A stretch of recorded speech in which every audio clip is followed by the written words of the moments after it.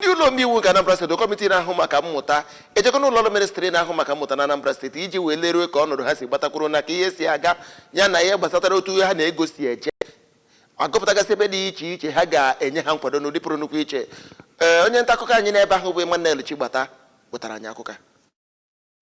N'okwu ya na ya bụ njem ka onye isi ya bụ kọmitii Honorable Anayo Okpalaeke sịrị na njem ahụ bụ site n'iwu nke nyere ụlọ ọrụ omebe iwu n'iji fụ na a na-enyocha ego nke nabata n'akpa gọọmenti etu esi eji ya arụ ọrụ. O mere ka amata na agụmakwụkwọ bụ nnukwu ihe nyegara ọtụtụ mmadụ ma kọwaa na ụlọ ọrụ omebe iwu ga na-agba mbọ ịhụ na a na-arụ ọrụ na steeti a tinye na njikọta aka gọọmenti steeti a. Na nzaghachi ka kọmishọna na-afụ maka agụmakwụkwọ bụ ọkammụta Ngozi Chumaude kelere ya bụ ụlọ ọrụ omebe iwu maka etu ha si etinye anya n'ọnọdụ agụmakwụkwọ na steeti a ma kọwaa na Anambra abụrụgo ebe a na-amụta ọtụtụ ihe tinyere mbọ aka na-achị steeti a na-agba bụ gọvanọ Chukwuma Soludo n'ọnọdụ gbasara agụmakwụkwọ. Site na mmiri si n'afọ maka agụmakwụkwọ, abụ m Emmanuel Chigbata maka akụkọ ụwa ABS.